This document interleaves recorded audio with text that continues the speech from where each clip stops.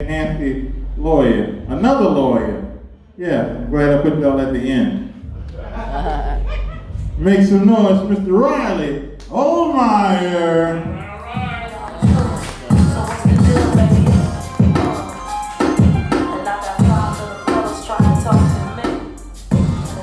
Alright, let's hear it for Red Bean. I want to thank you for fucking up my segue.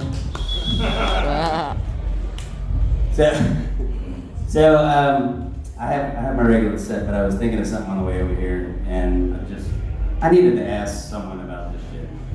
So, who here has heard the term "never turn down a free meal"? Yeah.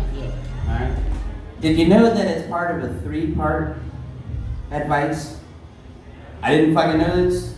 I said it. I was like, oh, it's part of 3. So the first one is, never put your dick in crazy. The second one is, always make her come first. And the third one is, never turn down a free meal. I was like, that can't be so. And someone standing who was not part of the conversation was like, oh yeah, that's a thing. I've heard of that before. Anyway, so my segue that he fucked up, I am an intern. Giving you some advice there, and one of the things that I learned as an attorney is something that most people don't know when you're in court. One of the titles that you're given is counsel, and so I take that to heart. I do try to explain the law to people because they don't know what the fuck's going on in certain situations, because it is something that is very bullshit, but it's the law. So I like to give advice, and I'm going to give y'all some free advice tonight, but the main thing is when you're dealing with some cases, some clients, there's not a lot you have to work with. I had a client who robbed a bait store in Grand Isle. And for those of you who aren't from here, Grand Isle is a fucking island off the state of Louisiana. So the clerk called the cops called the bridge, they raised the bridge, and he went to jail.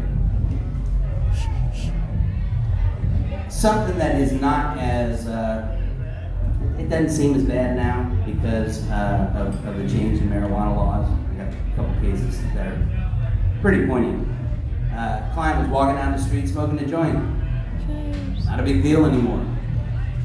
30 years ago, you don't do it across the street from 2nd District Police Station.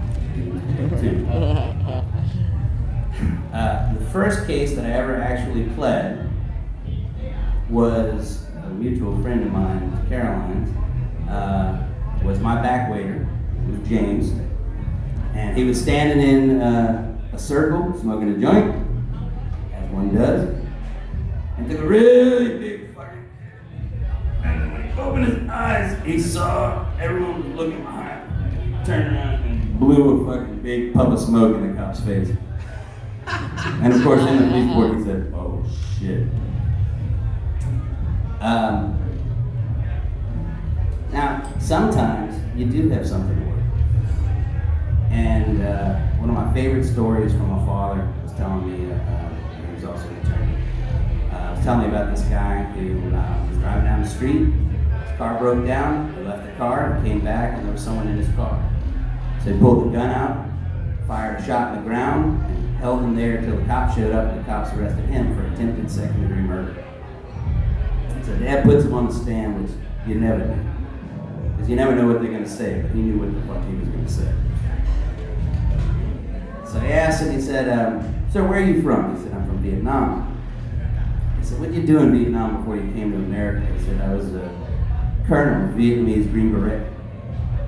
He said, how many years were you in a Green Beret in Vietnam? He said, 22 years. He said, how many years did you see combat?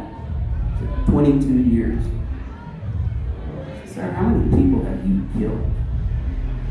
I got to pause for a second, and he said, 300 people. You don't live to be 22 years in Vietnam Green Beret and not be a very good shot. I shoot, they die. You're not dead. I know try to kill him. I shoot, they die. Not guilty. So the advice that I want to give you all is threefold. One, try to give your attorney something to work with. Two, if you encounter the police, shut the fuck up and ask for a lawyer.